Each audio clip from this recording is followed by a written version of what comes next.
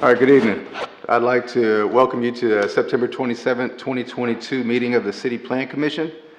Before we begin, I'll outline the procedure that we'll follow for our public hearing. As each agenda item is called, the applicant or his or her representatives and persons for the request will be allowed to speak. Then persons against the request will be allowed to speak as well. If there's any opposition to the request, the applicant will be allowed to make a short rebuttal. All persons wishing to speak need to come to the microphone at the front of the room. Please state your name and address for the record. All statements made should be relevant to agenda items and be limited to 3 minutes.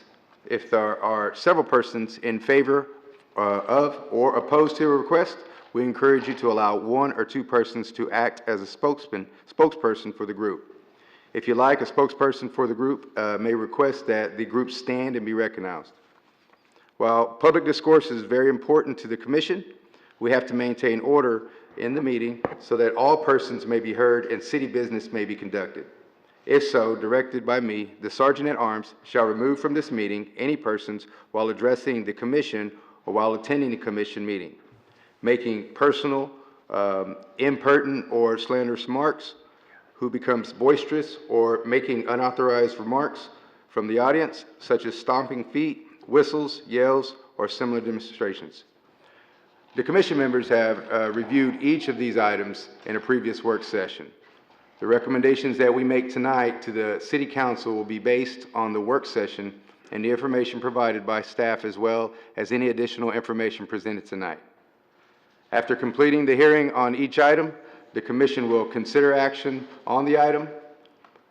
The action taken tonight on these items will be in the form of recommendation to the City Council.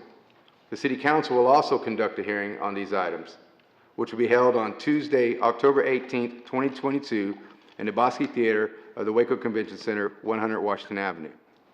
The record and recommendation of the Plan Commission and new testimony will be considered by the Council at that time.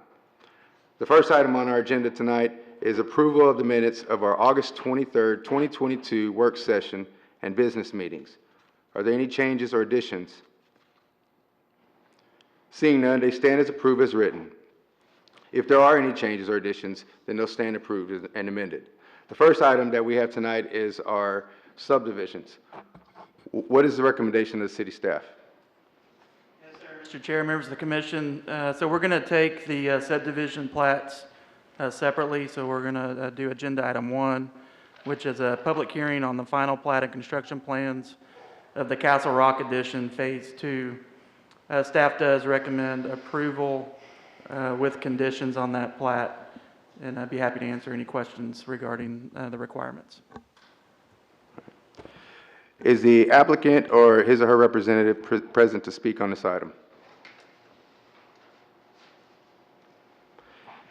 Is anyone present who would like to speak against this item? Do any of the Commission members have any questions? The public hearing of this item is now closed. Is there a motion? I'll move that we approve based on staff recommendation. Second. We have a motion by Mr. Vickers and a motion by Mr. Cole and a second by Mr. Vickers. Do we have any additional discussion? Was that motion to approve or approve with conditions? Approve with conditions. To approve conditions by Mr. Cole. Please poll the Commission. Browse? Yes. Briscoe? Yes. Cole? Yes. Yes. Yes. Jefferson? Yes. Lane? Ramos? Yes. Reynolds? Yes. Smith? Yes. Vickers?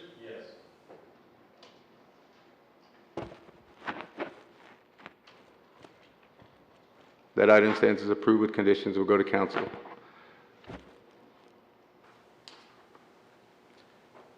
So the on the next plat is the preliminary plat of the Cotton Belt Crossing Addition. They do have a request for a variance, and so we'd like to have the public hearing on the variance first, and then we'll act on a public hearing for the whole subdivision. And so this is a public hearing on a variance request, the requirement for block length per Waco subdivision ordinance for the proposed subdivision plat entitled Preliminary Plat of the Cotton Belt Crossing Addition.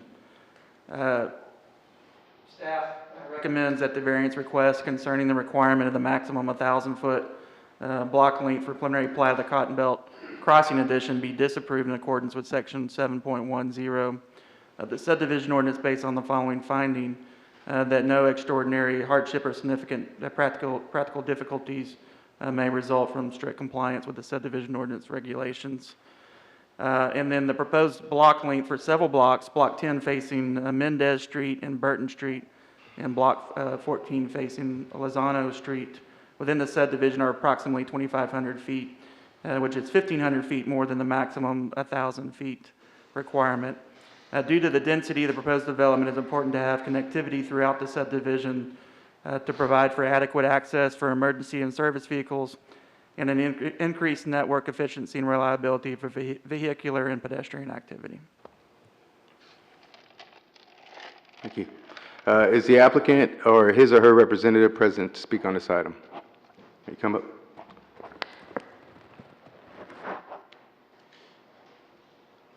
Please state your name and address. Midas, 109 West 2nd Street in Georgetown, Texas. This is over the variance first, right?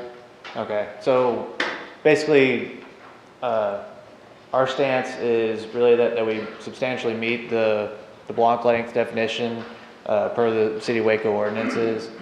In there, basically, it has a very loose definition of what a block is. Of what actually breaks up a block. To us in the past, we've done multiple subdivisions in the City of Waco. In the past, we've always defined block lengths as being broken by basically the adjacent cross streets or basically 90-degree bends. And in this case, we feel it's the same that we've always done. It's never been an issue. Never had to request a variance for that before. I would also say that the ordinances do say that it has to comply with the neighboring subdivisions. That's kind of a loose quotation of that. But if you go on Google Earth, you look at the adjacent subdivisions, they all have the same block length definition. I would also say that this is the first time I've ever actually even heard what the solution is to our block length discussion. I'm sure y'all have noticed that we've done this, submission 6 times. We've always been told that this is, that our block lengths are not permissible. We've even had a meeting. We added a street on the southeast corner of our subdivision because we thought that would solve this issue. And then this is the first time I've ever heard this before. It's never been conveyed to us. So I was honestly really shocked when I saw the agenda showing that it was supposed to be that staff was recommending disapproval. So I figured we did everything. I was really shocked to see that. So that's all I have. Sorry, a moment ago you said that the blocks in this development are in line with some of the other developments you've done in the Waco area. Yes. Do you know if there's any 2,500-foot blocks that y'all have put in any of your developments before? Not off the top of my head. I could also address that one too. So, again, this is the first time I saw that in that work session. Never got submitted to me or anything before. Basically, that one really long block in the middle. The reason why we're not proposing any streets right there is also because we're proposing a channel to run down the backs of those lots. That's mostly to be able to actually drain our subdivision in an economical way. And if you put cross streets in there, it means you got culverts, you have backwater on the culverts. It's really, honestly, unnecessary, from our purview of, can I have another minute? Thank you. You can finish your thought. Okay. Basically, we're just concerned about the backwater on those culverts. And then similarly, I think the other highlighted part was on the southern and part of the western part of the subdivision with Cotton Belt Parkway and that neighboring subdivision. Again, if you look at the neighboring subdivisions, they all do that. just to the northeast of the subdivision, I forget what the name of that subdivision is, they do the same thing there, and it's really because there's really no anticipation for that subdivision being built out. There's no sewer in that area. Apparently water has been expressed to be an issue. And then, also whenever you stub out streets, it is always a requirement when you stub out streets that from a development standpoint, that really limits you on your developability of that adjacent subdivision. Because then basically you have to be able to tie your streets into their streets. And it, from a use perspective, it's problematic. Okay, thank you. We appreciate that. Thank you. Any additional questions? Great. Thank you. Yeah. Would city staff like to comment on that, or? Sure, I was looking up our definition of block in here for y'all's reference. And I just had it, and now it's gone. Sure, okay. Before we look at that definition, I'm sorry, could I just get a little clarity on what streets exactly we're alleging constitute the 2,500-foot block? The Mendez.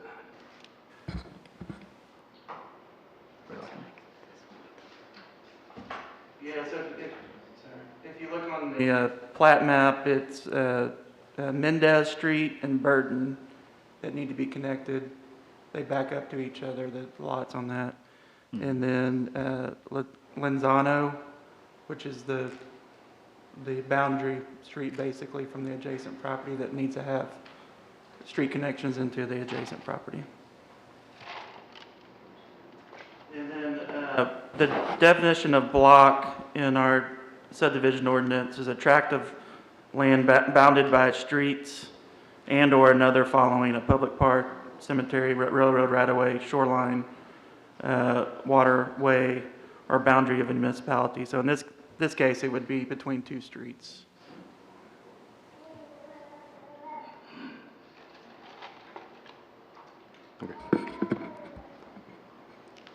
All right. Is that, Clint, is that a new rule or a recent rule change that might surprise an applicant?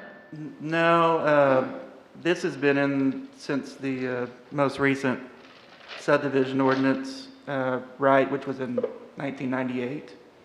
And so, we've had other block length variances that have come through this board, and then we have recommended for approval. Typically, those are in subdivisions that have much larger lots.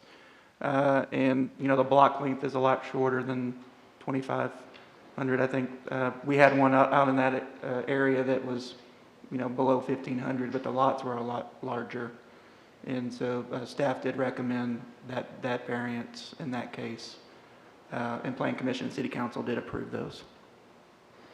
And maybe for Allison, is this in fact a new comment that only came, or staff, I'm sorry, that only came recently on the 6th revision or something along those lines? To my knowledge, it's been on there from the beginning. Yes, it's been on the comment Thank you. request. It has changed. We did, put an option in there that they could request the variance or meet the condition, the requirement. And they submitted a variance request, Correct. In this last one, they did request a variance. and its staff's recommendation is that we deny the variance request. That's correct. Variance is denied, they still have the opportunity to change the design to meet the block length requirement. Is that right? That's correct. Is there a different variance they could ask for that the city might be more agreeable to? I can't think of one. There might be some different designs of the subdivision that would potentially work, but it would need to have some sort of connection point to break up that long block. Thank you. Is there anyone else present who would like to speak for this application? Anyone else present who would like to speak in opposition to this application?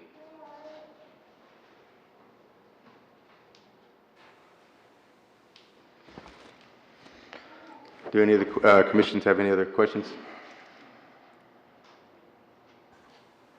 Does the applicant have a opportunity to rebuttal that, or? No, okay. All right. Well, now, the public hearing will now be closed. Do we have a motion? Well, before we go to the motion, if we could do a little discussion first. It seems that the city gave them the option of redesigning or requesting a variance. They requested the variance, and now we're saying no, so I'm kind of inclined to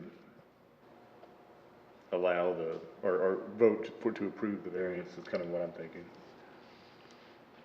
I mean, I think by offering the, the option of submitting for a variance doesn't mean that the city guaranteed that we would approve the variance.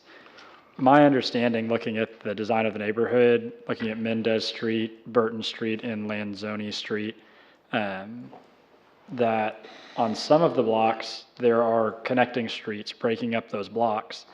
And then, well, that's on one side of the street. And then on the other side of the street, there's not. It would seem like if you just extend those connecting streets that it would meet the block length requirement. Seems like a small thing to do for the developer to be in compliance with our block length requirement.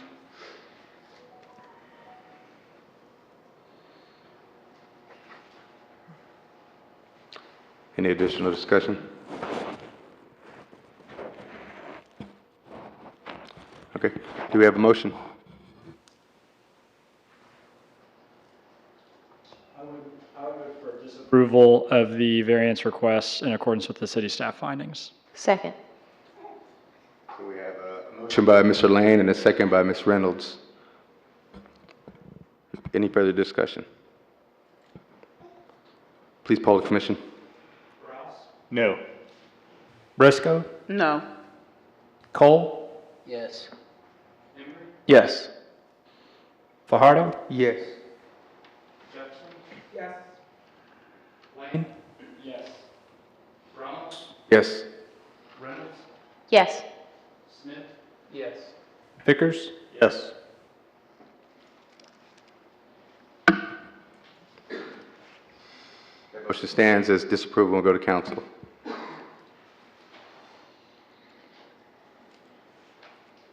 And then the final public hearing on the subdivision plats is dealing with the overall subdivision, preliminary plat of the Cotton Belt Crossing Addition. And staff does recommend disapproval of this requirement based on the four outstanding plat requirements dealing with the block length, the drainage study, and then the water and sewer studies. Again, the reason behind that is will be the sixth time that this has come to you, and we feel like there's been adequate opportunity for them to meet the requirements. Developer has not, and we recommend that it be disapproved so we can start the application process over with the developer. Would the applicant or representative like to speak on this item?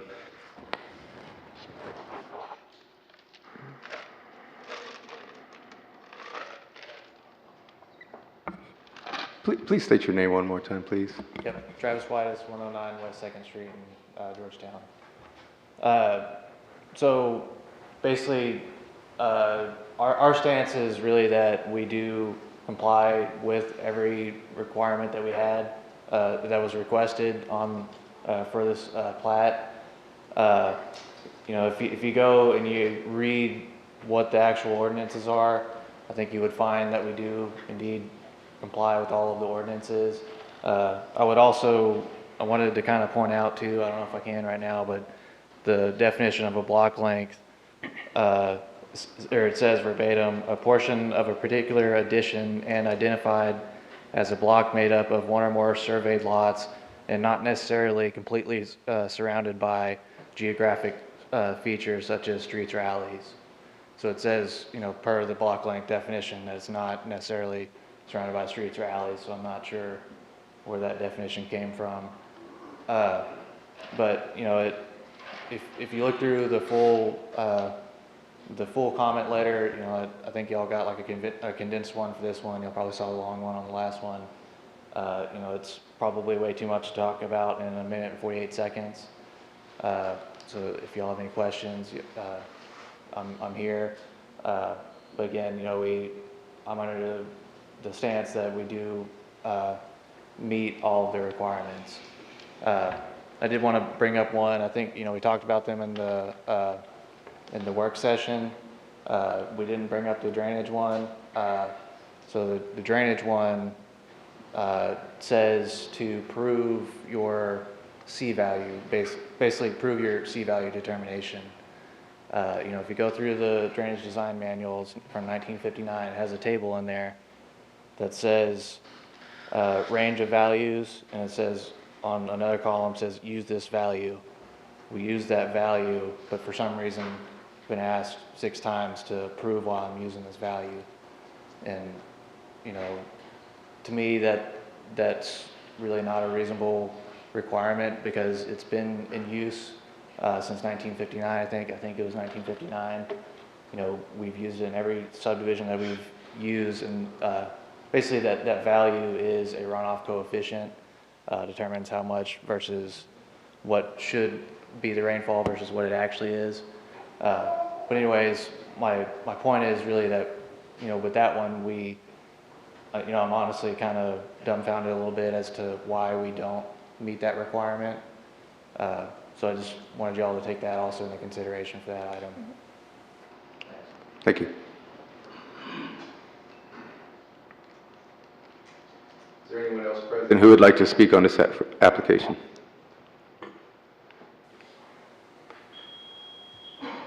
Anyone present who would like to speak against this application? Okay. Do any of the commission members have any questions? All right, we'll now close the public hearing. Do we have a motion? I think I believe the recommendation is disapproval, correct? That is correct. Yeah. I move that we disapprove based on staff recommendation and staff findings. Second. We have a motion to disapprove by Mr. Bross and a second by Mr. Lane. Any additional discussion?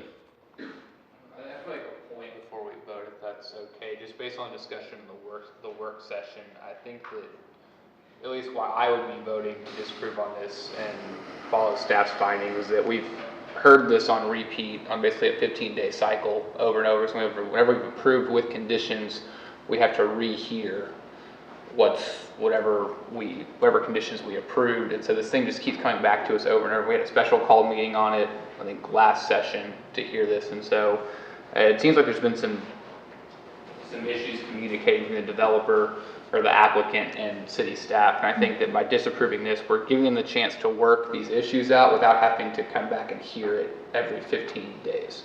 So I know we said that in the work session. I just wanted to make sure that point was clear in this public hearing as well. So, Thank you, Mr. Smith. All right, we have a motion by Mr. Bross and a second by Mr. Lane. Can you please poll the commission? Browse? Yes. Briscoe? Yes. Yes. Yes. Fajardo? Yes. Jefferson? Yes. Lane? Yes. Reynolds? yes. Yes. This item will go as a motion for disapproval to City Council. Just for clarification on subdivision plats, if the Plan Commission disapproves the plat, then that's a final decision. Final decision? It does not go forward to City Okay. Council. Thank you. All right, and in the case of Z-22-54, what is the city staff's recommendation? Yes, Mr. Chair, members of the commission, this is a public hearing on a request from Carly Linehan on behalf of Skyway Holdings LLC for property at 1029 North Loop Drive for the renewal of a special permit for a contractor's shop in a C3 district. We mailed out 24 notices on this request and had 0 returned. I just wanted to point out that this request was continued by Plan Commission at the August 23rd, 2022 meeting. A request has been received from the applicant to continue this request to the October 25th, 2022 Plan Commission meeting, and city staff recommends approval of the request for continuance.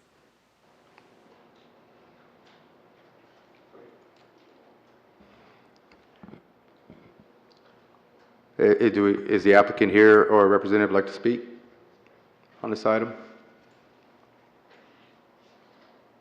Is there anyone present that would like to speak against it? Okay. Well, I say before we close the public hearing, I suppose we take up the continuance, and I would move to approve the continuance based on the staff recommendation. all right, we have a motion by Mr. Lane and a second by Ms. Reynolds to accept this continuance. We need to poll the commission on that one. Please poll the commission. Yes. Briscoe, Yes. Hardo, Yes. Jefferson, Yes. Lane. Yes. Ramos, Yes.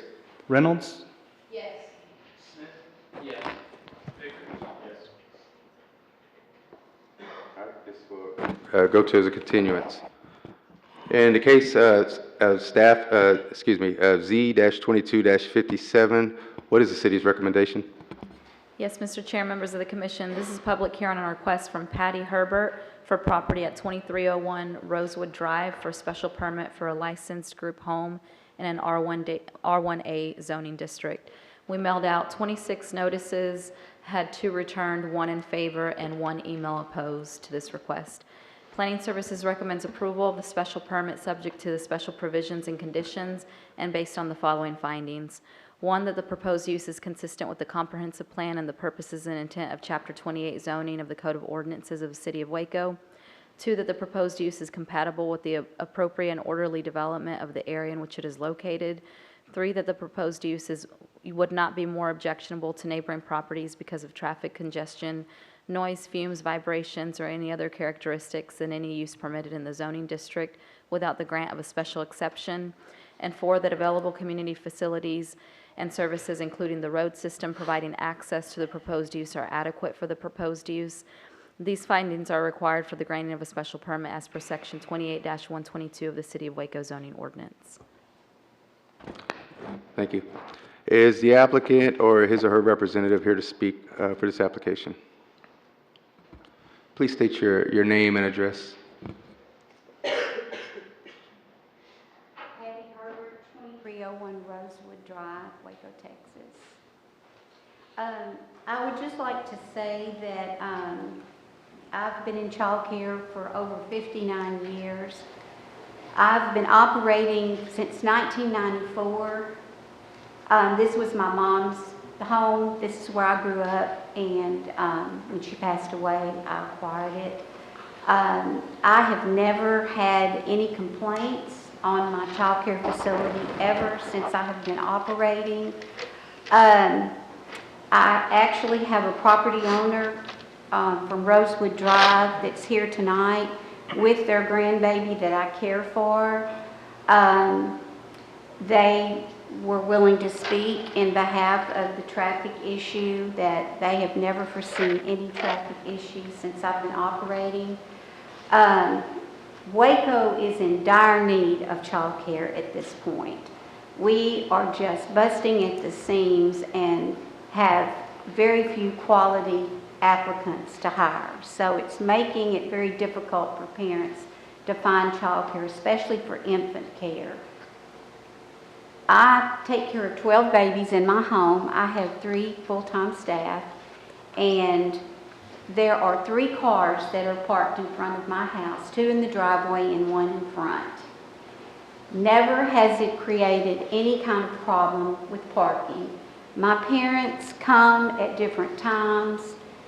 Very rarely do I have more than 2 parents dropping off at one time. They start at 7, and we have a full load by 8:30. They start picking up at 4 because I have several teachers' babies, I have attorneys' babies, and doctors' babies. Times are scattered all afternoon, so there's never any kind of congestion in front of my home.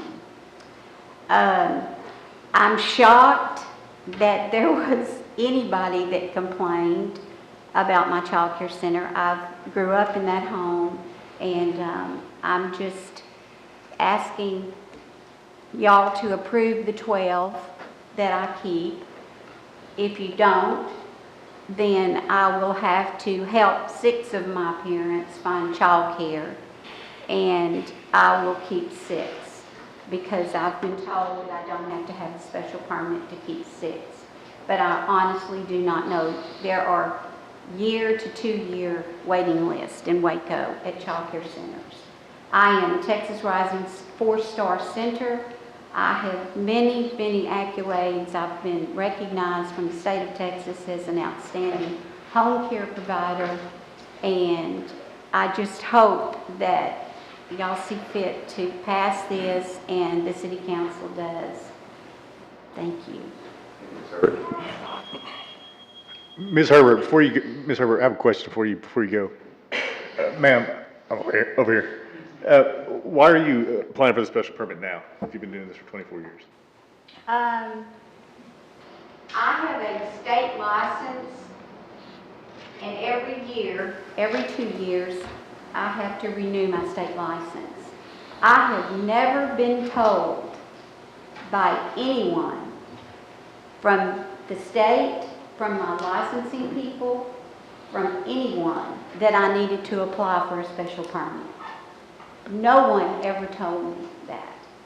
And I'm sorry that I'm 73 years old and I've been in child care 59 years, and I didn't know that. But I knew that I had to have a state license with the state. I knew I had to have a CDA, but no one has ever told me that I had to apply to the city of Waco for a special permit to keep the children in my home. I understand. So you only recently became aware that one was required. Is that fair? I have to be honest with y'all. I recently found out that the property owner next door to me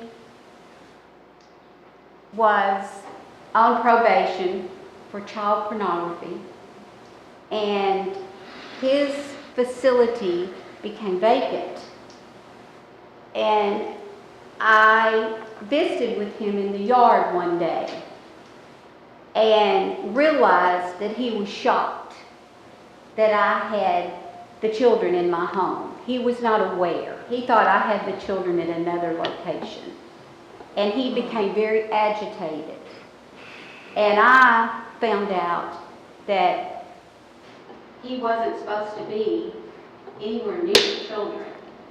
And then about 10 days later, the zoning man notified us that I needed a special permit. That's the first that we ever knew. So that is why I've never applied. I honestly did not know that I needed a special permit. And once you became aware, you took the steps to apply for that permit? The next day. Okay. And then I got online and did it. Well, actually, I came down to the city, to the office, and met. I talked with David 2 or 3 times a day. I probably just bugged the crap out of him. I was so nervous and upset about it. And I came down, and then I paid my $500 and started the procedures. Thank you for clearing that for us. All right, and one follow-up question, sorry, right here. The neighbor you're talking about, does he still live next door to you? Let me clarify that. He doesn't live there. Okay. And hasn't lived there. Okay. He owns the property, and when his renters move out, he himself does the work on the property. And when he was over there doing the work, I was aware of his situation, and that's why I was watching every day that he was coming, because I knew he was not supposed to be there, because I knew of the children. And when he realized that the children were there. Now, I asked if it was him, but Mr. Lamont, I realize y'all can't tell me, who turned in the complaint. But I just thought it was odd that happened, and then all of a sudden, we got the letter. So I just wanted to clarify. yeah, that and there situation. are Okay, thank you. there are several other licensed home centers just all around me, and I think they're in the process of doing the same thing that I've had to do. The lady that I helped get started about 17 years ago, she is in the process. She has 12 children as well, and she is in the process of filling out the forms with y'all. We were never told. In fact, I called my licensing rep and she forwarded me to Austin, and I called Austin and spoke with the gentleman in Austin. And he told me that. Ms. Herbert, thank you, we appreciate that. Okay. Thank you. Is there anybody else present that would like to speak in support of this application? Okay, is there anybody present who would like to speak in opposition to this application? All right, do any of the commission members have any additional questions? Okay, we'll now close the public hearing. I believe we have a recommendation from the city for, is it approval with a 1-year time limit? Subject to the special provisions and conditions that are outlined in the staff report, which also does include a 1-year time limit. Okay. Approval with subject to conditions. Okay. Do we have a motion? Yes, I move that we approve the special permit subject to the special provisions outlined by the city. We have a motion for approval subject to conditions by Ms. Reynolds and a second by Ms. Jefferson. Any additional discussion? Please poll the commission. Browse. Yes. Briscoe. Yes. Cole. Yes. Embry. Yes. Fajardo. Yes. Yes. Yes. Yes. Yes. Yes. All right, this item will go to council as a motion of recommendation subject to conditions. Okay, staff, in the case of Z-22-59, what is the city's recommendation? 58, Mr. Chair. 58, sorry. Yes, Mr. Chair, members of the commission, this is public hearing on request from Will Winkleman on behalf of Chad West, DBA Snap Clean Car Wash, for property at 2314 Marketplace Drive for a special permit for an automobile car washing establishment in a C2 district. We mailed out 16 notices and had 0 returned on this request. Planning Services recommends approval of the special permit subject to special provisions and conditions and based on the findings required for the granting of a special permit as per section 28-122 of the City of Waco zoning ordinance that were previously read on record. Thank you. Is the applicant or his or her representative present to speak on this item? Please state your name and address, please. My name is Chris McGowan. I live at 2501 Briarcliff here in Waco, and I'm here with my client, Chad West. Good evening, Chad West, 810 North Bishop Avenue, Dallas, Texas. We're just here to ask you respectfully to approve this Special use permit. We're real excited about this car wash project. There are a couple of things that I want to point out. The car wash industry is a little bit crazy right now. I know y'all have approved several permits in the last year or so. I've been doing some research on that, and they're calling it recession-proof. There are several reasons why you're seeing so many car washes right now. Number one is there's a increased number of automobiles per household. We have more cars on the road, and people are more interested in, well, I guess they're preferring the convenience of car washes as opposed to washing their car at home, which, by the way, is not nearly as efficient from a water perspective.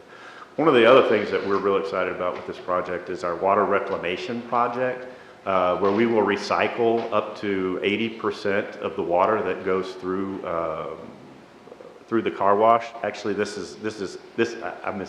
misstated. This is 80% more efficient than a standard car wash in terms of the water usage. And I know that's a big deal right now, seeing as we've been in a major drought over the summer. We think it's a great project. I've got Chad here. I want him to talk a little bit more about the details of the project, particularly some of the inflow and stacking questions that were brought up in the work session. Sure, thank you. Just a couple little background points. We're a family-owned business, started in 2017 in Ennis. We've got 3 ongoing locations right now, Ennis, Cedar Hill, and 1 in Dallas, and we're looking at doing 1 in Arlington and then here. So we're in an industry that's fastly being consumed by venture capital companies from like the coast. we're holding out strong, and I hope this to be a business for my kids. Waco is a growing area. You've got, as we just heard, it's exploding with population, and we certainly see that there's a need for more car washes here, and we'd like to come to Waco. So I wasn't able to make it to the work session, but I heard that there were some concerns on the stacking. I think by code, it appears that it looks like we have 8 cars. By what we look at in the industry, when you figure in the cars that are also under the canopy, and then the cars that are in the line after you go through the canopy, and then the cars that are actually in the tunnel, and then the cars that are coming into the stacking, we figured it up in our analysis that there were actually 15 spots, that 15 cars at any one time that are going to be going through the car wash. The maximum amount of cars we can wash in our tunnel, given our chain requirements that takes them through, is 80 cars. And our typical number of cars that go through in any given hour is between 40 and 50. And so we rarely see an issue where we have stacking problems at our car wash. The one exception, I was just relaying to Chris, was when we offered our very first site, and we really didn't know what we were doing. My dad and I were trying to run it, and I have skills in other areas, but not on traffic management. And we offered free car wash week, and we wildly advertised it with the radio, schools, and then I think the whole town of Ennis showed up. And so we had stacking out onto the street. We had the police come, and we learned our lesson, and we never did that again, and we're not going to do that here if you guys in the council approve this. And we have not had that problem in Cedar Hill or in Dallas with our stacking. It's very similar. It's almost an exact footprint of those malls. So, here for questions. And I will add that if this is approved, Chad is in the local government business. He's a city council person up in Dallas. So he is very well versed in working with the public.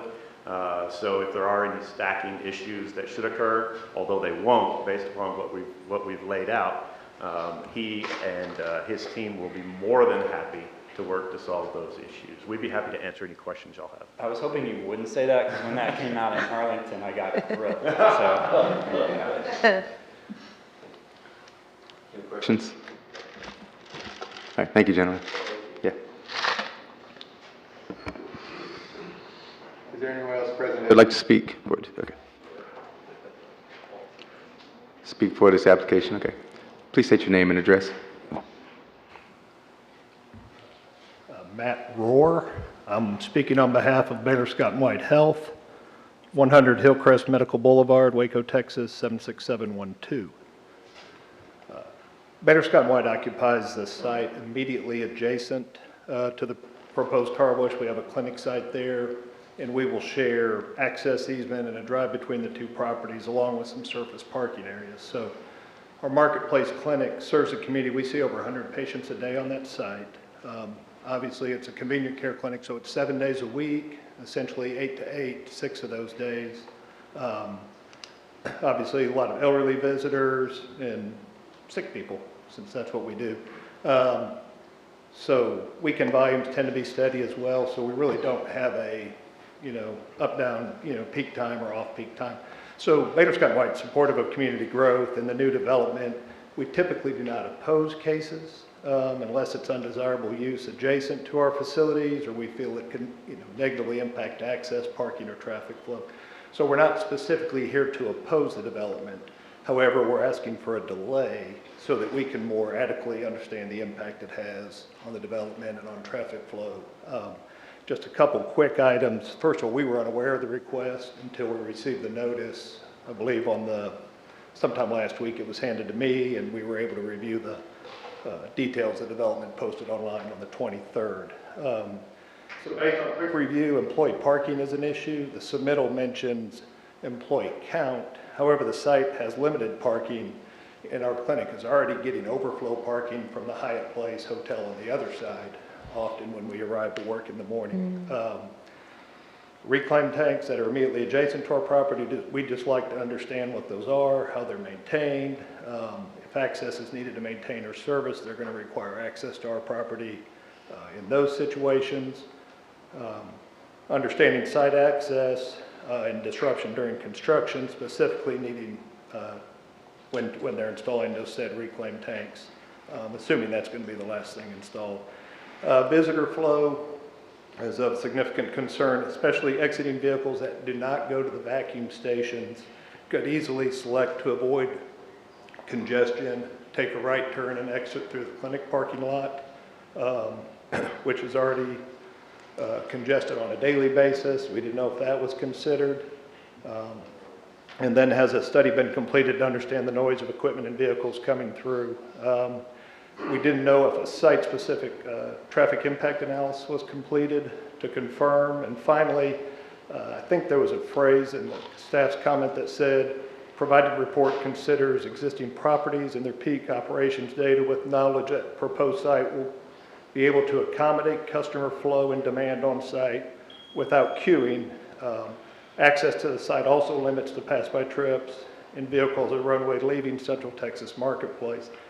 You know, our question was, how was this confirmed without understanding the Baylor Scott and White Clinic Marketplace peak visitor traffic? So again, we're not against it. You know, we were just asking for a delay so that we could potentially better understand the immediate impact to the site. Thank you. Does anybody have any questions for Ms. Rohr? So in your opinion, what would be an adequate delay? How much time do you think you need to address those issues? I think if we could just even sit down and just better understand traffic flow. I know we had some queuing issues during COVID with this being a convenient care site. We had some issues where we had some visits asking us if we could try to help. So having faced those issues, and if you think about the site, it's one of basically the main egress point from Central Texas Marketplace to Bagby. And so I think given time to sit down with the developer, we're more than welcome to sit down and work through those concerns. And so if we decided to continue it from now until our October meeting, do you think that would be enough time for y'all to sit down and work out those issues? Yes.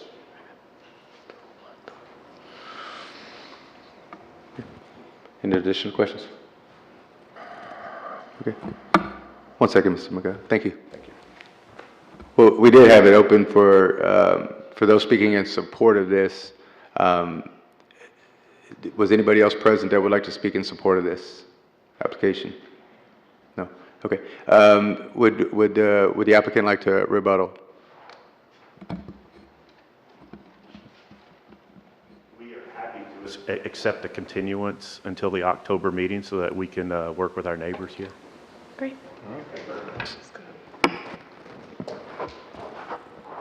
Okay. Do the commission members have any additional questions? All right, we'll close the public hearing. Well, actually, let's not close it. I would, before we close it, I move that we continue this item until the next work session. So make a, Second. we have a motion to continue by Mr. Ross and a second by Mr. Smith. Okay, please poll the commission. Yes. Yes. Cole? Yes. Embry? Yes. Fajardo? Yes. Yes. Lane? Yes. Yes. Yes. Yes. Yes. All right, this will be a continuance to October. And item Z-22-59, what is city's recommendation? Yes, Mr. Chair, members of the commission, this is a public hearing on a request from Ryan Tustin and Eunice Montilla on behalf of LaSalle Storage LLC for property at 1301 LaSalle Avenue for a special permit for auto storage in an M2 district. We mailed out 48 notices and had 0 returned on this request. Planning Services recommends approval of the special permit subject to special provisions and conditions and based on the findings required for the granting of a special permit as per section 28-122 of the City of Waco zoning ordinance. Is the applicant or his or her representative present to speak on this item? Is anyone present who would like to speak against this application?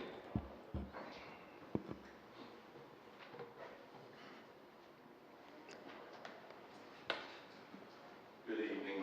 My name is David Mercer. My address is 1425 LaSalle Avenue. I'm not here to speak in opposition to the application. I'm here to present a concern that I have. I'm the owner of Route 77 Food Park and Bar, which is directly next door to the applicant's property along LaSalle. And my concern is the potential negative impact perception that having a commercial parking lot directly next door to my property and my business might have on both of them, primarily because there's no guarantee of aesthetic, what type of vehicles will be parked and stored at the facility, the condition of the vehicles. There's no guarantee of or requirement of security to dissuade criminal activity like theft and vandalism of the vehicles. And there's no guarantee of upkeep of the property or the vehicles, at least from my perspective as a neighbor. My solution and request of you guys to add to the special permit would be a condition that the applicant add a 6-foot tall wooden fence along our common property line, which is about 140 feet. The exact same type of property, or exact same type of fence, rather, that they're proposing to put up along LaSalle and South 13th Street, I believe. That'll help ease my concerns, better protect their property, make it not as visible, to where people will know what they have in there, and it won't have a negative impact from the aesthetic view of my business. I also want to bring up that you guys may probably already be aware that the LaSalle overlay has a condition in there that requires all vehicles parked overnight to be screened from public view. As one of the members that wrote the LaSalle overlay, I can tell you that from my perspective that intent was literal. You shouldn't be able to see those things from LaSalle. Not only can you definitely see into the applicant's property from my property, you can also see well into it from across LaSalle and down the street, which happens to be 7 lanes wide. Yeah, so in that, I'm not against what they're proposing. To date, so far, they've cleaned up the property, and I think they're moving it in a positive manner. But I would just ask that my request be put onto their list of special provisions for their special permit. Thanks for your time and what you guys do. Thank you. Mr. Mercer, is your request for them to put a 6-foot privacy fence all the way down the property line or just to the end of your food park? I think just down our 140 feet of common property line, because when they do that, I already have a fence at the rear of my property, which would screen the latter portion, the back portion of their property from view from LaSalle in its entirety, which I think meets the definition of it being screened from public view from LaSalle. So just my 140 feet. And so you said that you have a fence along the backside of your property already? Correct. Is there any reason you decided when you built your property not to put a fence between your property and the property that's included in this agenda item? Sure. There's currently about an 8-foot tall chain link fence with barbed wire there. And since that was an existing and operating business that was storing things within that facility, I met with the property owner, a gentleman by the name of Mike Wade at the time, and he asked that I leave his fence alone because he didn't want there to be a lapse in security for his tenants' belongings. And at the time, I was trying to be a good neighbor and be amenable to that, so I let it be. Would you be opposed to discussing that with the new owner and seeing if you could put your own property boundary in on your side of things? I did bring this up with the applicant, and their response was that they were unwilling to do or to put up a fence at my request due to budget constraints, which I found to be a little comical that they're wanting to pour 5 acres worth of concrete and don't want to put up 140 feet of wooden fence. But could you put it up on your property? Does it have any objection? I built my property, I built my parking lot with a curb all the way up to the property line, meeting their current fence that they have on their property line. So I could do that, but that would require it to kind of chew into my parking lot a little bit, which would be awkward. Yeah. Well, the reason I ask is I'm looking at the overlay here, and the applicant's properties actually has 2 separate zoning. It's 2 different zoning types on his one piece of property. And the property line that borders what looks like the food park that you own is C5, which allowed by right. Right. So, Yep. and that's the only concern I have with your request is that if essentially what the property owner's doing now, they could do by right without having to get a zoning change. They could have the chain link fence and park cars adjacent to your property by right. Portion of the property is on C5. Correct, just that, which is the only part of the portion that butts up to your land, if I'm looking at the map right. Correct. Okay, but so this is a discussion that you've had with them already? Y'all just haven't reached a resolution on it, or have y'all talked Yes, about it? I reached out to them. City staff gave them my contact info. They called. We've had a conversation twice on the phone and exchanged a couple of emails. I expressed a willingness to, if I need to chip in and help pay for the fence, I don't mind. But I was kind of met with a stone wall. That's my reason for being here tonight. Great, thank you. The ordinance allows for the screening to be that canvas material, like on that other case. So I guess my question would be, are you opposed to the screening that's allowed by city, that canvas I'm talking about, as opposed to an expensive 6-foot privacy fence? And do you know the cost difference? I would say that the canvas would actually probably be more expensive and more maintenance intensive than the cedar picket fence. Plus the mesh you can kind of see through, and my personal preference would be, I don't care what they do on their property, I don't want to see it. I don't want my patrons of the business to be able to see it. Just because, quite honestly, long-term storage of vehicles doesn't sound like it's very appeasing to the eye. Seems like it has more potential to be an eyesore than anything, long-term at least. So just trying to shield it from my business and also from view of LaSalle. Thank you. Thank you, guys. Yeah. All right. Is there anyone else present who would like to speak in opposition to this request, this application? My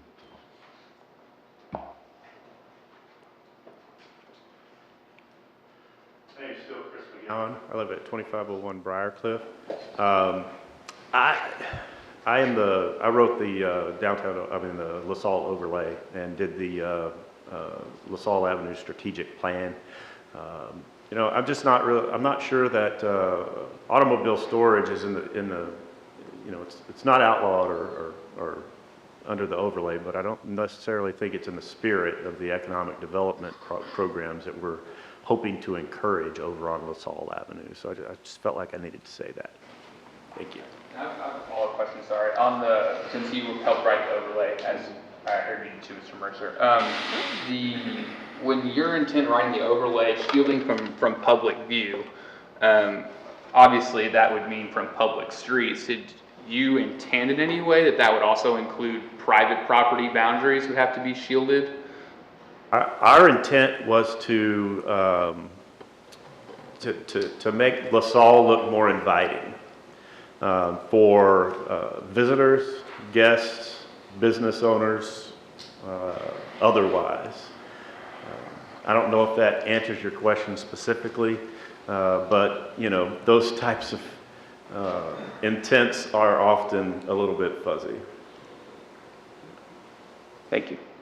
I'm sorry, one more follow-up question. Do you think, as the author of the LaSalle overlay, that adding the privacy fence, as Mr. Mercer suggested, does that help it come into compliance with the overlay or not a factor?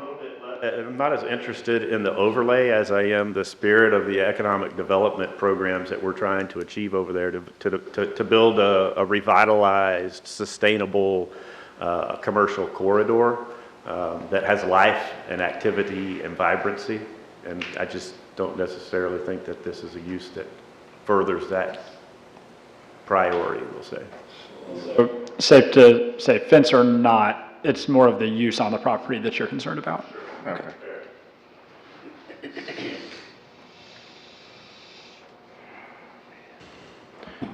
Would anyone else like to speak in opposition to this request?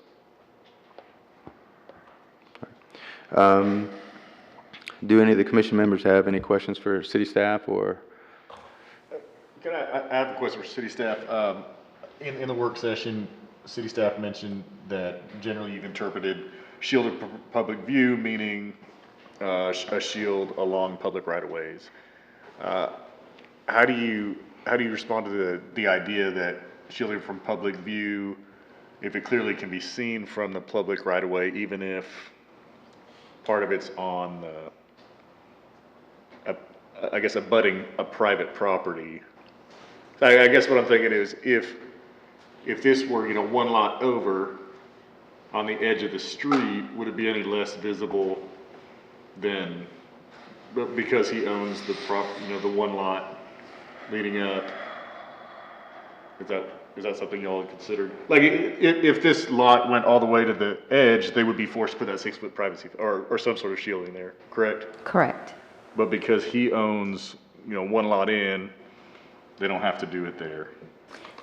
That's been Per your normal our interpretation interpretation. and how we've applied the screening requirement as it states in the ordinance. There is another section of the ordinance that talks about screening and does specifically state when it's required along property lines or property boundaries that might abut a property with a maybe a residential zoning district per se. That's not the case in the LaSalle overlay. It does have that stipulation that all vehicles parked overnight shall be screened from public view. And so we've added that as a condition of the special permit. But our interpretation consistently has been from public right-of-way. But it's certainly within your purview to add any screening requirement. Do you have an opinion as to say, like, if enforcement were to drive by there and be able to say, oh, look, I can see all these 18-wheelers parked here from LaSalle, because there's no screening on this 140-foot section. Is that something that, say, code enforcement would be able to say, hey, you're not shielded from public view? Or because of your interpretation, that's not something that they could say anything about? Do you know? Man, I think it's legitimate from public view if you're seeing it driving down the street. You know, obviously you're only gonna see it from, you know, I guess going from the circle towards Baylor. You know, just from that view, but, you know, it is an interpretation. It says public view. Typically, we've interpreted that along the frontage, but I, you know, certainly understand the concerns, and I think you can interpret, if you can see it from the street, those angles need to be screened. I think that's a legitimate interpretation of that. Okay, thank you for your input. When we say screen from public view, typically, the way that's been done and the way it's being done here on LaSalle is a 6-foot fence, correct? It could be a 6-foot fence. A lot of times, you know, it could be just putting the buildings up front and having the parking in the back. The building can screen it, landscaping can screen it, so there's different options there.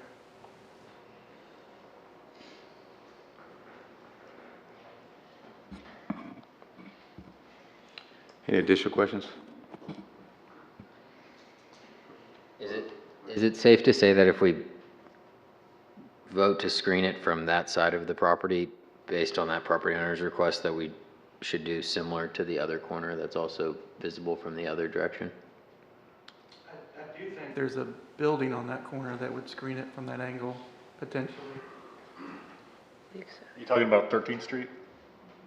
Is there not the requirement already that it be screened on 13th Street, since it's a public thoroughfare? We have communicated that to the developer, that they would need to screen along think they already have to screen 13th Street. Now, what Clint just mentioned is the building that's at the corner of LaSalle and 13th Street. I think that serves as their home office. And so we haven't communicated to them that they have to put screening adjacent to that building, because the building sits between the right-of-way and where the trucks would be parked. But if there's concern with putting additional screening there as well, that's something that the commission could add. We just don't feel like it's appropriate to have to screen the building itself, their office, from 13th Street.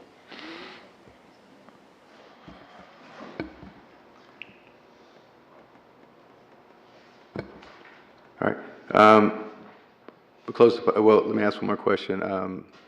We do have, if we want to make a motion to, it's currently a recommendation subject, approval subject to conditions. If there was a need to, or a desire to add that condition in there, it would need to be a motion, subject conditions to add that, correct? Yeah, it would have to be stated in the motion. Okay. All right. Well, we'll close the public hearing right now. Do we have a motion? Before we do a motion or have a motion, I think I would be in favor of making one to provide screening all the way around to block the vehicles from public view, whether that public view comes through the private property or not. I think that when we heard about the LaSalle overlay, that would align much more with the intention of what that was, and I think that's a benefit to all the owners. So I would definitely be inclined to make a motion adding that condition.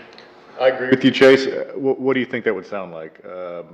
Specifically for this 140 feet, or do you think it needs to be more general than that? I think we need to be inclusive of others. I think at a minimum the 140, but just so we don't get too caught up in a specific context, I think to not be limited, to ensure that we cover the broader public view, but not limited to, including but not limited to adjacent properties such as the 140 feet of the neighboring Route 77 food park. Yeah, I agree. So I think in practicality, that would look like a motion with the condition that screening be added to the property to hide all automobiles in this case from visibility from any public thoroughfare, I guess. Again, to Jeremy's point, I don't think I would add anything specific to this property. We would just need to clarify that shielding from public view means that you can see it from anywhere on the street, not just directly from, I guess, in front of the building. So I don't. So maybe something like, contrary to the normal interpretation of shielded from public view, in this specific case, we would like it to be shielded from public view, not only along public thoroughfares, but also along any portions of, I mean, like, how do we? Yeah, I Sounds like something a lawyer wrote, Dominic. Yeah. That's what I think. Sorry. Go ahead. I feel like if we define it that way, then, I mean, there's a chance that we're going to get a very spotty fence on that side. I mean, I think if we think it's visible from, if we think that side is visible from the street, I think it's better just to say that we need shielding around the entire property in this case. Yeah. I agree with Gavin, and I think that what that means is for the next time this comes up, city staff maybe on the front end, knowing what we did here, their initial conditions can cover that when they talk to, if there's a new applicant on LaSalle who has a similar issue. City staff can include their conditions to kind of move that interpretation on to various properties. So yeah, Gavin, I agree. I think we just make it specific to this property on the 140-foot side. I guess that would be what, the south side of the property. And then I don't think we need to do anything on 13th Street necessarily. That building's there already. It looks like there are trees that are supposed to go in on that side as well. Right, so I think the condition on this motion would just be to add the screening on the south 140-foot section as well. Just specifically that one section. I think that's probably the easiest way to do it for now. City staff can, in the future, taking our intent from this hearing, can maybe apply that to future properties as it comes up. So what I was saying, I think, and maybe I'm just not understanding you, is I think if we're going to tell them to shield the 140 foot because it's visible from a public thoroughfare, you know, what's to say for the rest of that property? I think we should maybe say in this specific case that they need to shield the entire length of the property on the south 15th side. Well, what buildings do we I mean, we don't have anything in the overlay. There could be buildings And then there's on that. Yeah, you've got the natural shield on the block over. Right, then you have buildings all, I think, all through that on the. I mean, this one, it's basically just the parking lot and the park, the parking lot for the park there in that one area where there's traffic coming down from the circle. Yeah, I think I personally think that if we just specifically say this one part abutting this specific piece of property, I think that'll take care of the view from the public for this property. I think so too. And this wouldn't include the office, just the. Right, just Okay. that south 140 feet that borders the neighboring property. Does the building on the corner of 13th and LaSalle go all the way to the corner? It's fairly close to the property line. It's not right on the property line. There's some space, like I believe it used to be a house, so there's kind of a yard between the building and the sidewalk. And it looks like there's some trees, like it's hard to tell, the picture's kind of fuzzy. It looks like there's some kind of landscaping too on that 13th Street side, to the side of the house that would cover more as well. Just to move us forward, would y'all be amenable to the language of we require a shield from line of sight view onto the property from any point on LaSalle? Yeah, I think that could work. Y'all think that covers it? I'm afraid that gets a little subjective. That would be my biggest concern. I think, That goes back to that's what the thing already says. That's what the yeah, ordinance technically already that says. would fall within the current intent, right? If someone was going to interpret it, which I think is what we're hearing from the adjacent property owner here. I think the current interpretation is from any point directly in front of the property versus any point on LaSalle, whether that be at an angle or directly. I think to avoid that subjective interpretation, we either need to say the entire side or a specific length. So then it's very clear what we intend that they do. And then specify what you mean by screening. Is screening already defined somewhere either in the LaSalle overlay or through city ordinance? It's not in the LaSalle overlay specifically, but we do have a definition for screening in a different section of the ordinance. It gives an option of either a 6-foot wooden fence with or wood or masonry fence with the finished side facing out, or landscape screening that would be a 4-foot dense landscape buffer initially planted at 3 feet to attain a height of 6 feet within 36 months. So you can do a combination thereof or either one of those. I think that definition for screening works fine. I think it's just figuring out how to word the portion here. Yeah, I mean, I think with the concern before us, we say 140 feet, and then we just need to be prepared that if another member of the public comes before us next to this property with the same concern, that we need to apply the same screening standard that we applied to the 140 feet that's before us now. That's fair. Sure.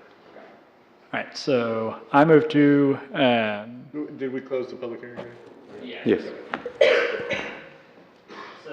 I move to approve in accordance with the city staff recommendation, but with an additional condition of a screening in accordance with the current ordinance for the 140 feet on the south 15th side that currently abuts the Route 77 food truck area. Second. All right, so we have a motion for approval with additional conditions by Mr. Lane and a second by Mr. Smith. Any additional questions? Discussion? All right, please poll the commission. Yes. Yes. Cole? Yes. Yes. No. Jefferson? Yes. Reynolds? Yes. Smith? All right, this will go into form of recommendation to council with approval with additional conditions. Staff, in the case of Z-22-60, what is the city staff's recommendation?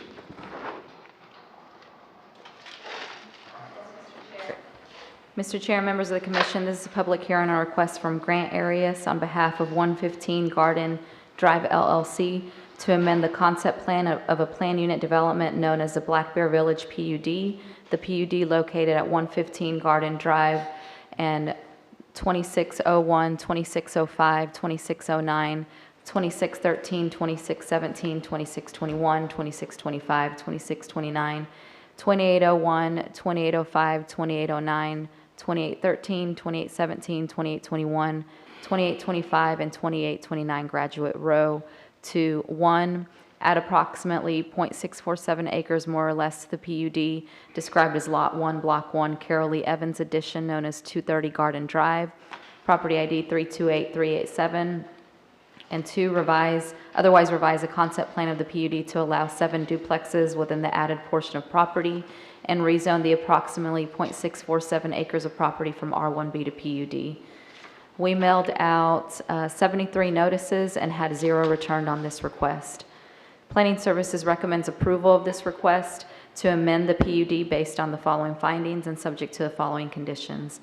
The findings are, 1, the proposed PUD is consistent with the land use component of the comprehensive plan, the purposes of Chapter 28 zoning of the Code of Ordinances of the City of Waco, Texas, and the plan unit development regulations, and 2, the proposed PUD is in keeping with the purpose and intent of the PUD ordinance by providing a high level of amenities and design standards while allowing flexibility in the use and development of the land.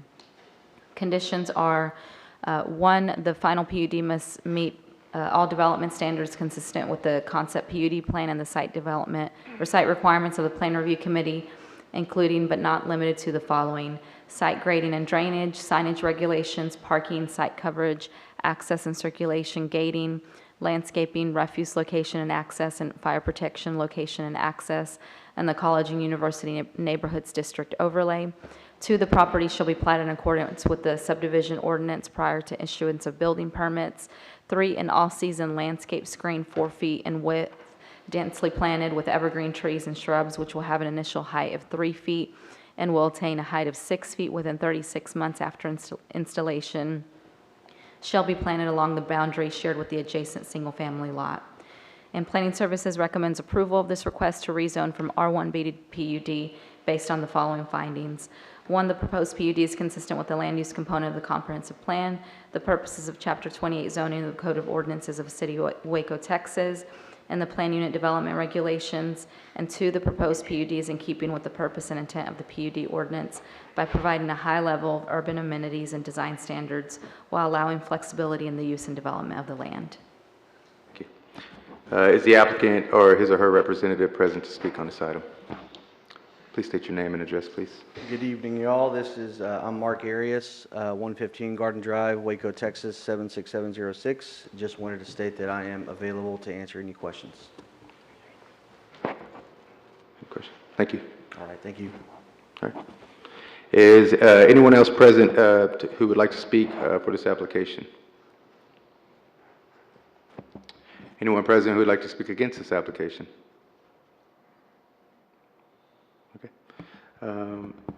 We'll now close the public hearing. I believe we said you had a recommendation of approval with conditions. Is that correct? Correct. Correct. Do we have a motion? I'd like to recommend for the city, recommendation, approval with conditions. Second. Second. Recommendation by Mr. Vickers and second by Mr. Fajardo. Approval with conditions. Any other discussion? All right. Please poll the commission. Yes. Briscoe, Yes. Cole, Yes. Embry, Fajardo, Yes. Yes. Yes. Yes. Yes. Yes. Vickers. Yes. We'll now go to council in the form of recommendation. In the case of Z-22-62, what is the city's recommendation? Yes, Mr. Chair, members of the commission, this is public hearing on a request from Burju Patel on behalf of Krishna Waco LLC for property at 918 South 10th Street to rezone from O2 to C2. We had 19 notices mailed on this request and 0 returned. Planning Services recommends approval of this request to change the zoning from O2 to C2 based on the following findings. 1, the proposed zoning is in conformance with the land use component of the comprehensive plan and the Imagine Waco, a plan for greater downtown. 2, the public infrastructure is adequate to provide for uses allowed in the C2 zoning district. 3, the property meets all the size and width requirements for C2 zoning. And 4, C2 zoning is a dominant zoning between Cleveland Avenue and Interstate 35. Is the applicant or his or her representative present to speak on this item?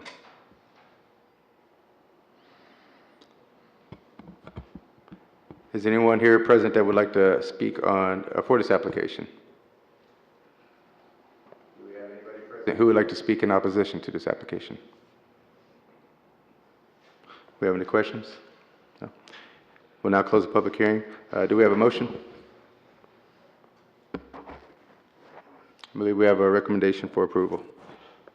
I move that we approve based on staff findings. Second. We have a motion by Mr. Bross and a second by Ms. Jefferson. Any additional discussion? Please poll the commission. Yes. Briscoe. Yes. Cole. Yes. Embry. Yes. Fajardo. Yes. Jefferson. Yes. Lane. Yes. Yes. Reynolds. Yes. Smith. Yes. Now go to the council in the form of recommendation. In the case of Z-22-64, what is the recommendation of city staff? Yes, sir, Mr. Chair, members of the commission. Before we start that, I did want to point out that both agenda item 9 and 10 are associated with the Floyd Casey redevelopment. And so the first one is dealing with rezoning of the frontage properties to commercial. And then the second hearing will be dealing with the development standards in the overlay. And so I just wanted to mention that before I read all this legal descriptions, because it could be confusing. And then we will go over some of the graphics that have been provided that will help explain this. So this is a public hearing on a request by the City of Waco for 16.698 acres of property located along South Valley Mills Drive to Old Baylor Stadium between Dutton Avenue and Willowbrook Drive, and 2.93 acres of property described along Dutton Avenue between the former Floyd Casey Drive and South 29th Street for a land use designation change from urban residential to mixed-use flex, and the rezone from R1B to O1 and O2 to C2. The properties are further described as 16.696 acres situated in the TJ Chambers Survey, Abstract 7, Waco, McLennan County, Texas, being a portion of Lot 1, Block 1 of the Baylor Stadium addition, in addition with the City of Waco, McLennan County, Texas. According to the plat of record in volume 1695, page 133 of the official public records of McLennan County, Texas, being all of Lot 1, Block 1 of Dutton Avenue.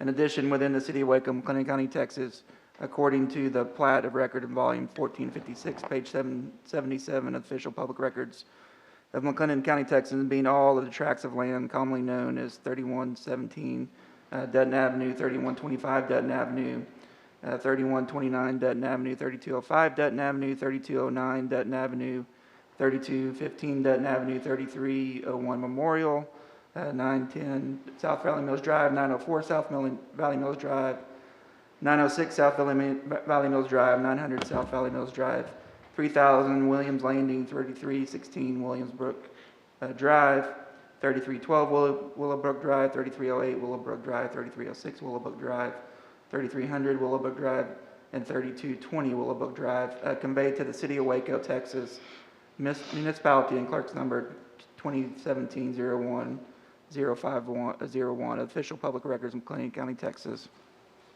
And 2.93 acres situated in the TJ Chambers Survey, Abstract 7, Waco, McLennan County, Texas, being a portion of Lot 1, Block 1 of the Baylor Stadium addition.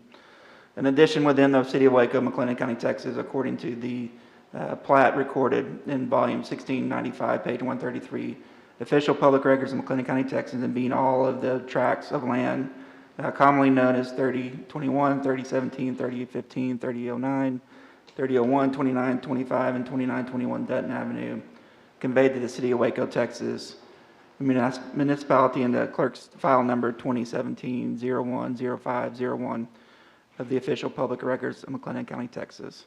And this is all the land that made up the old Floyd Casey site. Recommendation.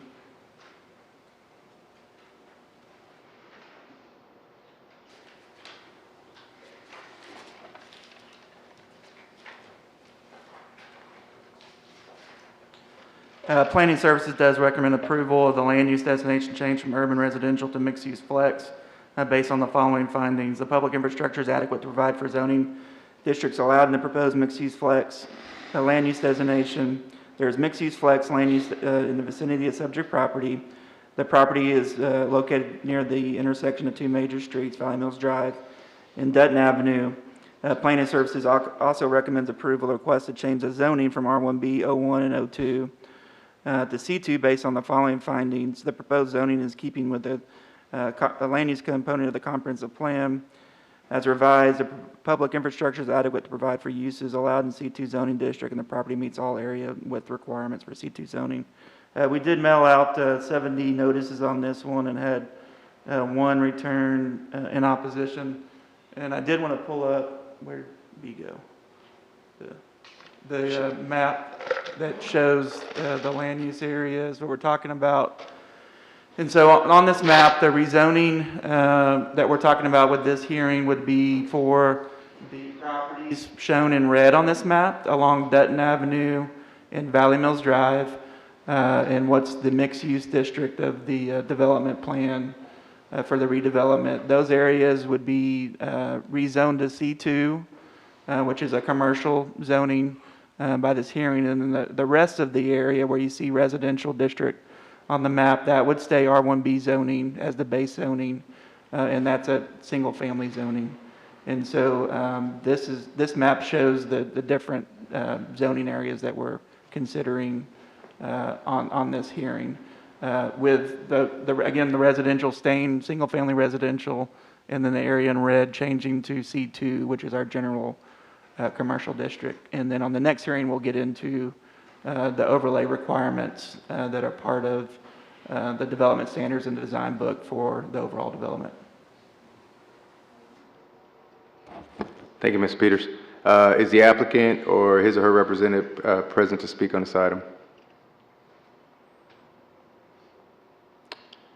Do we have anybody present who would like to speak for this application? Is anyone present who would like to speak against this application? Do the commission members have any questions? I think we may have someone who wants. Do we have somebody? Okay, come on down now.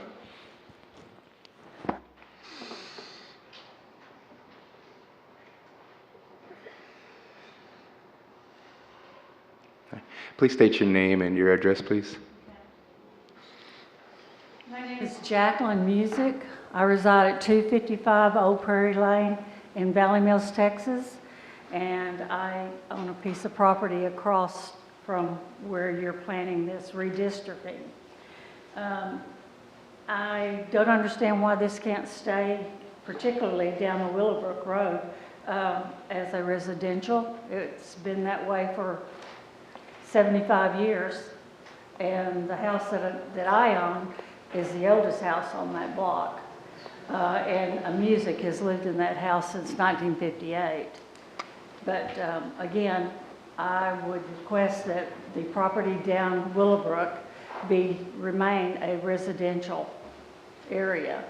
The road is not sufficient for traffic or any kind of additional residential multifamily complexes. And if you allow a business to reside down that strip, again, we will have issues. When Baylor Stadium stood there where it used to be, we, as a small group, even in the city of Waco, had issues with the traffic. It's a narrow street. In one case, a gentleman died because the ambulances could not get through there. So if you do make this a commercial area, I'm afraid that the traffic will be as bad as it was during a football game. Thank you, Ms. Music. Would anyone else like to speak in opposition? Please state your name and your address, please. Hi, my name is Sylvia Cadena. I live at 3305 Willowbrook, Waco, Texas, 76711. Our home burnt in November of last year, and we did a whole brand new home. And like she's saying, that the roads are very narrow.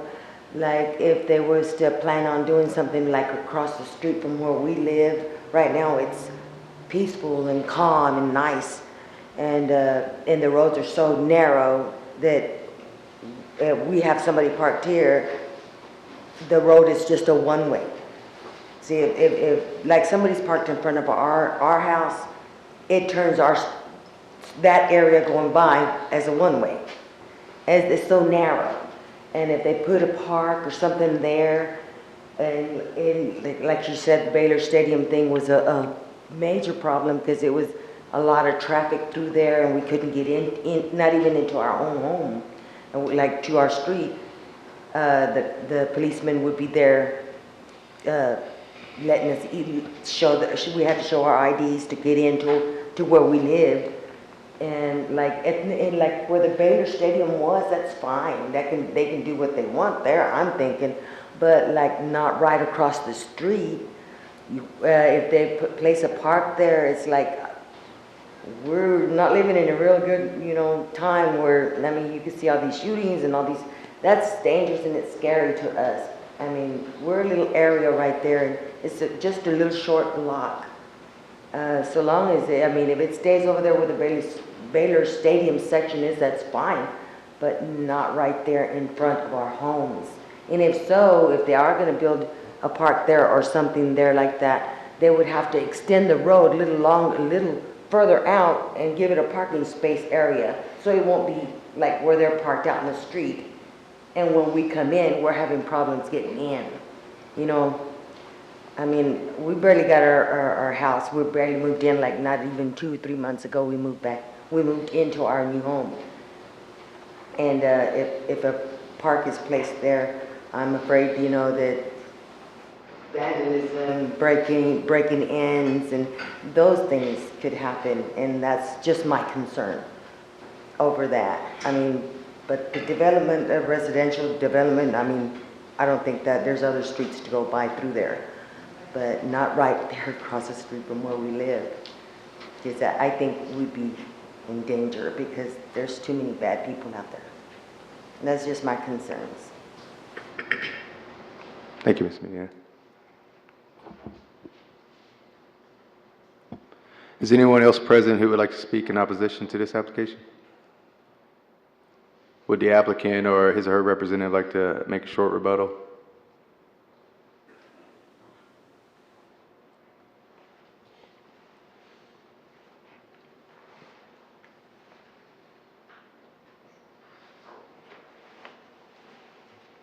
Please state your name and address.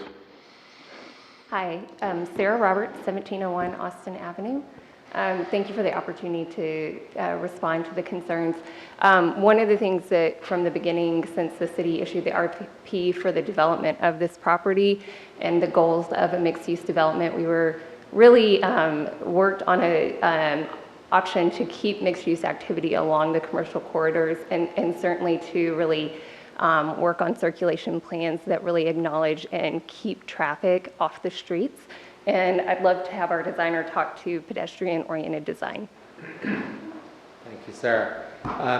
What we've tried to do here is to create a mixed-use district that will be pedestrian-oriented. We've created a whole system of trails that will connect this district in with the rest of it. I understand the concerns of the residents on Willowbrook, and we have included a provision in the design book to set all development back by 50 feet and parking back by 25 feet and create a landscape edge there. So I think that there's not a huge amount of development that's planned on that tract. I think the traffic, we have not done a traffic study, but I don't think that the traffic on that portion is going to be very significant. We can also look at creating more access off of Valley Mills as we look at that in more detail. But the concerns are legitimate, and we're going to look at it.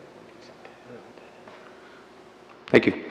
Do any of the commission members have any questions? Can y'all hear me? There we go. Do you know off the top of your head, it sounds like the concern was with the commercial office space over there on Willowbrook. Do you happen to know how many parking spots you might have planned for that area, and or how long of a distance do they have to travel that big street down Willowbrook to get to those parking spots? The whole commercial area is 4,000 to 1,000 roughly is what's designed. So that will really be determined on how much square footage is proposed in that area. In terms of access points, the primary one that we would be identifying would be closest to Valley Mills. Right. I think to answer your question, that's probably about 200 parking spaces maximum in that one parking lot, which would then at 4,000 or maybe 50,000 square feet. So about 200 parking spots? And according to this traffic operations review, it looks like C, which is Willowbrook, can handle 6,000 vehicles per day. Am I reading that correctly? Okay. I would just like to add, 'cause what we're talking about tonight is dealing with land use and zoning and what the property can be used for. The next step for this development is the platting process. And when they submit their plats, we will be requiring and working with them to do traffic studies, traffic impact analysis, to see if there's any mitigation that needs to be done, traffic mitigation that needs to be done on these adjacent roads, including Willowbrook. Thank you. And those will come to Plan Commission and City Council as well.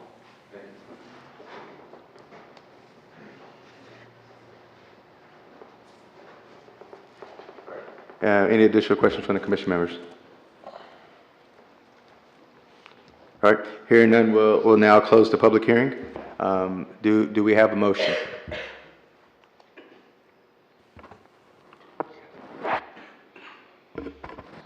Is the recommendation for approval from the city? Correct. Okay, I move to approve Pro City's recommendation for approval. Second. So we have a approval, recommendation for approval, a motion by Mr. Vickers and a second by Ms. Briscoe. Do we have any additional discussion? I would just say that it seems like the people who spoke in opposition, it seems like their concerns will be addressed at multiple points during the design process of this. So we definitely understand the concerns there, and I think there's a time that those concerns can be addressed without stopping it here. So that's all I wanted to say. Good God, I'm so glad that you did what you want to do. It doesn't matter to me.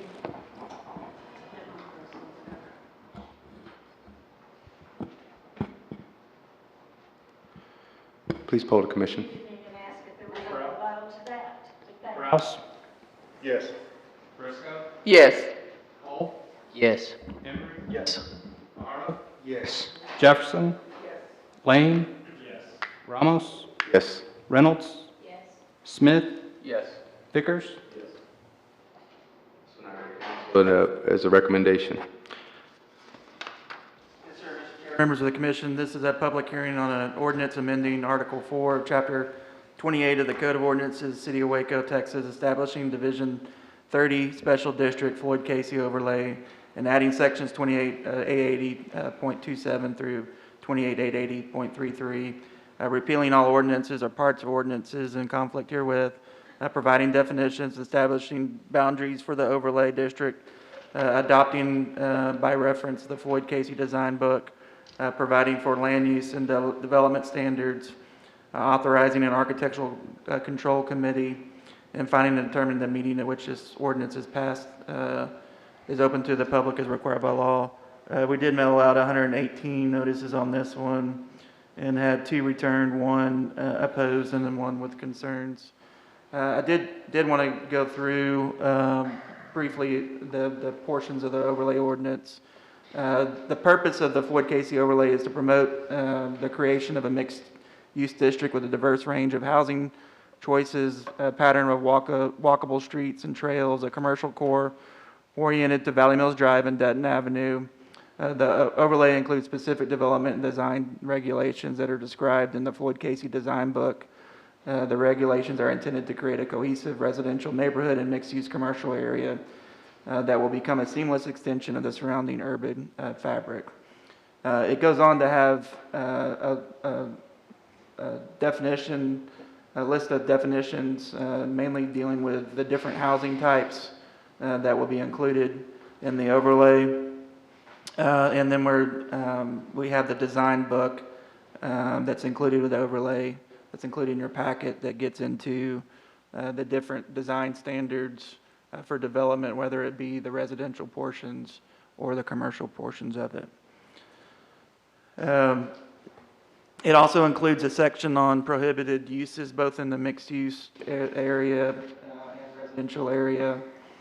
And then standards for streets, alleys, and trails, again, with a big emphasis on pedestrian activity.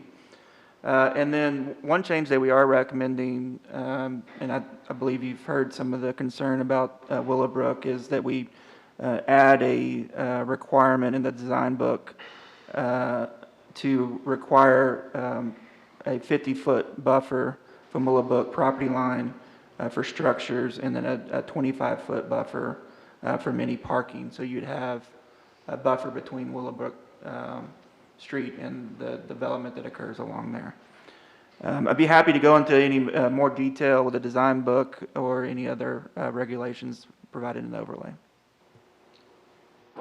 Thank you. Is the applicant or his or her representative present who would like to speak on this item? Okay. Is anyone else present that would like to speak for this application?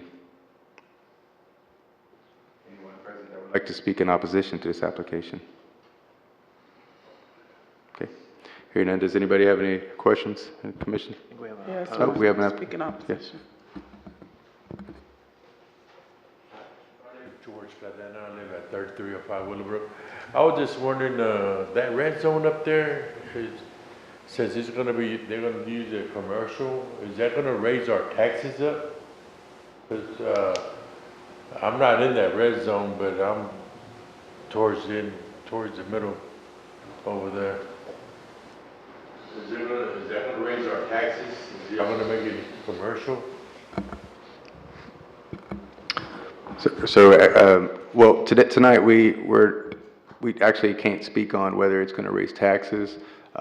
We're here to be a part of the process for them for the ordinance amendment that will then go to council, and then council will vote on to approve this, yeah. All right, I was just wondering, because that would be bad, really bad. I mean, it's nice, Waco's growing. We do need a lot of new stuff, and it's growing, which is nice. But, taxes is already high enough. Mr. Chair, I would like to, I guess, clarify that what we're acting on tonight just impacts the city of Waco property and none of the other property. And so from that standpoint, we're not changing anything with the adjacent properties that would impact taxes. Okay, thank you. Thank you. Any questions for the commissioners? All right. We'll now go ahead and close the public hearing on this item. Is there a motion? I believe the recommendation is approval. I move that we approve. Second. We have a motion to approve by Mr. Bross and a second by Mr. Vickers. Any additional discussion? Please poll the commission. Rouse? Yes. Briscoe? Yes. Cole? Yes. Pember? Yes. Yes. Jefferson? Yes. Lane? Yes. Yes. Reynolds? Yes. Smith? Yes. Yes. And we'll go to council in the form of recommendation. See, the last item that we had was the election of officers and chairs that we'd go ahead and continuance to the next meeting. Yeah. Okay. And do we need to? Add that to the next agenda. Okay. Having any other additional business? Motion to adjourn? Seconded. Second. Amen.